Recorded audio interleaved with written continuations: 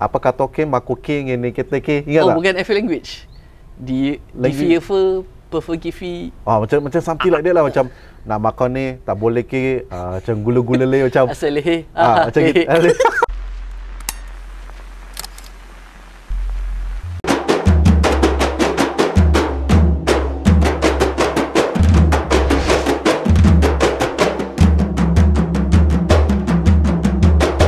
Bismillahirrahmanirrahim. Assalamualaikum warahmatullahi wabarakatuh.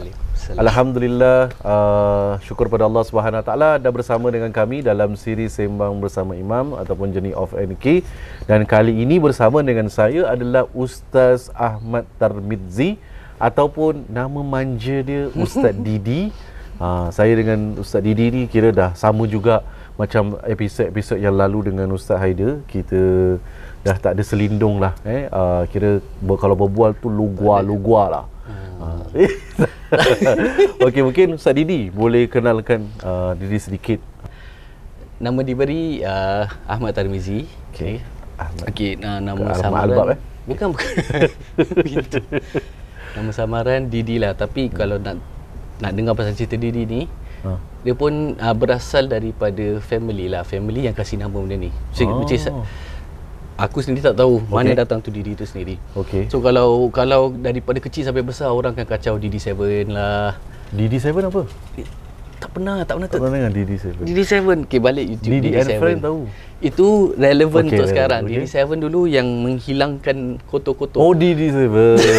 Okey. It's just nama family lah yang kasih. So aku sendiri tak tahu daripada mana asalnya betul-betul. Okey. Dulu aku ingat nama kau macam orang panggil Didi kan.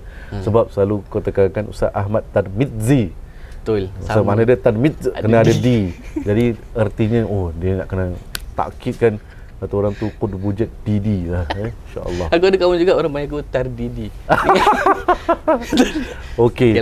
Di, kau kat Aliman buat apa? Okey, aku kat Aliman so far dah alhamdulillah nak masuk 4 tahun lah, daripada 2017. Daripada MRO dan sekarang ke multimedia dakwah lah. Tapi masih lagi dalam arena dakwah bersama dengan kami. Okey, kalau untuk penonton nak tahu video-video poster-poster yang cantik lah yang daripada mempelajari Islam adalah sebenarnya technicality belakang tabir tulang belakang kita adalah Ustaz Didi lah. So hari ini dia bersama dengan kita. So kita nak bincangkan topik hari ini adalah mengenai tentang communication. Tu bahasa orang putih dia lah. English.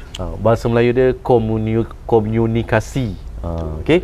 So komunikasi sebab dia adalah kita punya tulang belakang dari sudut technicality dan juga dalam bahagian communication kita bersama dengan masyarakat di dalam alam media sosial. So kalau kau boleh kongsi sikit, kau pun sebagai ustaz, kau boleh kongsi sikit kalau perbezaan antara dakwah zaman Nabi SAW ataupun dakwah tradisional dengan dakwah menggunakan medium media sosial ni.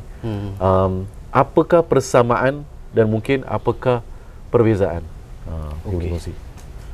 First, aku rasa yang kita boleh kesamakan antara dakwah dulu dan sekarang is benda yang sama, yang kita nak sampaikan kebaikan, menyeru kepada kebaikan. So sampaikan kebaikan. Yes. So lebih spesifik kalau kita cakap dakwah, kita nak dakwah Islam lah, nak mengajak orang tu lebih dekat dengan Allah ataupun kenal dengan Allah. And then kalau kita tengok zaman dulu, Rasulullah SAW punya cara dakwah pun ada fasa-fasa kan. Ada zaman yang Nabi SAW berdakwah secara sembunyi, and then ada yang secara terang-terangan, and then ada berdakwah dalam peperangan. Peperangan tu sebab nak sampaikan Islam dan sebagainya. Tapi kalau kita tengok sekarang ni kita ada banyak sangat tools. Banyak sangat tools. Yang mana tools ni semua dengan niat yang sama, sebab kita nak sampaikan kebaikan. Kita buat video ni sekarang dah hampir 10 episod. Hampir 10 episod. Saya tak tahu episod yang keberapa ni. So dengan niat sebab kita nak sampaikan kepada kebaikan.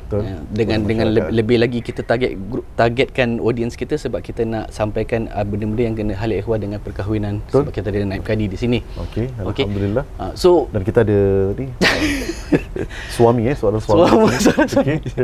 So jadi dengan adanya this teknologi this media sosial, dia memudahkan lagi cara kita untuk menyampaikan kepada seseorang lah. Tapi kalau dulu kan perlu travel jarak batu yang jauh, tapi sekarang hanya setakat satu klik kita boleh sampaikan kebaikan kepada manusia.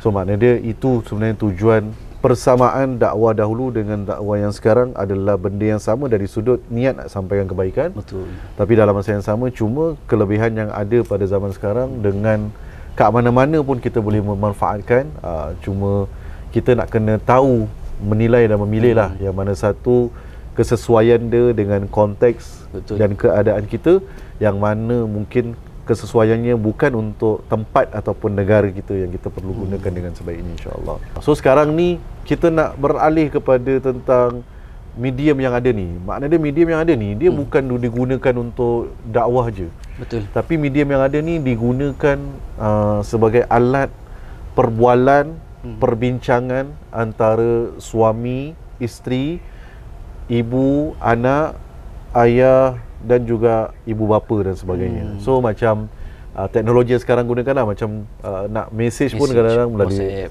WhatsApp, SMS orang dah jarang gunakan, macam Telegram ke ataupun Facebook dan sebagainya. Pandangan kau untuk alam rumah tangga dan keluarga, komunikasi, kita kena tengok keadaan lah.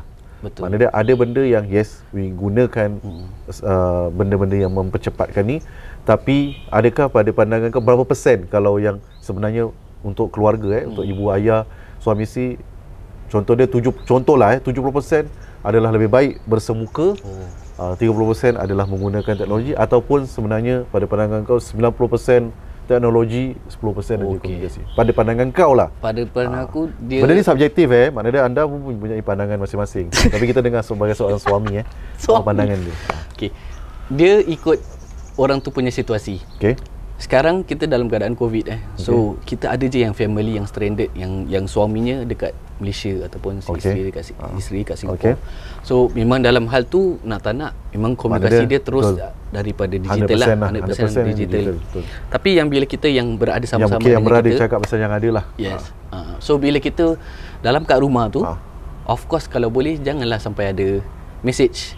Kecuali toilet kat toilet lah. Wah, kau tak boleh buat handphone.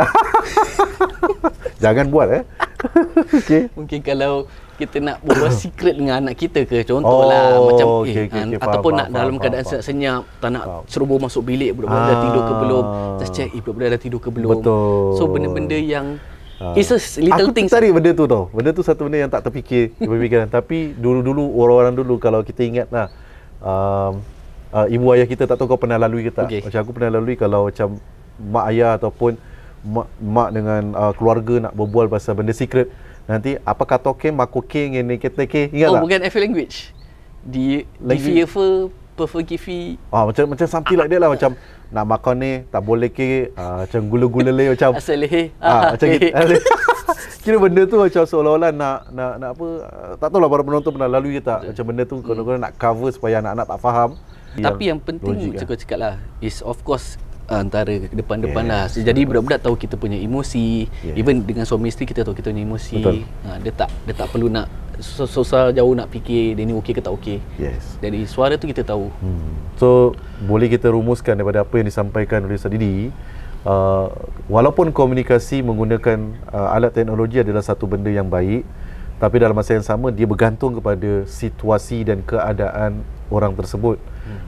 Tapi dalam masa yang sama, yang terbaik adalah kalau sekiranya antara suami dengan isteri ataupun kita dengan anak-anak dengan ibu ayah, yang terbaik adalah kita bersemuka dan berbicara berdepan, dengan menampak kita punya intonasi, emosi kita, kesantunan dan kesopanan kita, bagaimana perbicaraan tersebut disampaikan lah. Mungkin bila kita sampai dengan secara berdepan, ia lebih mendapat message tersebut lah. Itu lagi bagus lah. So this is about communication dalam alam perkahwinan dan alam rumah tangga. Alhamdulillah, terima kasih para penonton yang dirahmati Allah sekalian, dan terima kasih Ustaz Didi. Terima kasih kerana Ustaz Didi and friends bersama, dan sampai kita bertemu lagi pada episod akan datang. Nantikan, jangan lupa like dan share siri Sembang Bersama Imam ini. Assalamualaikum warahmatullahi wabarakatuh.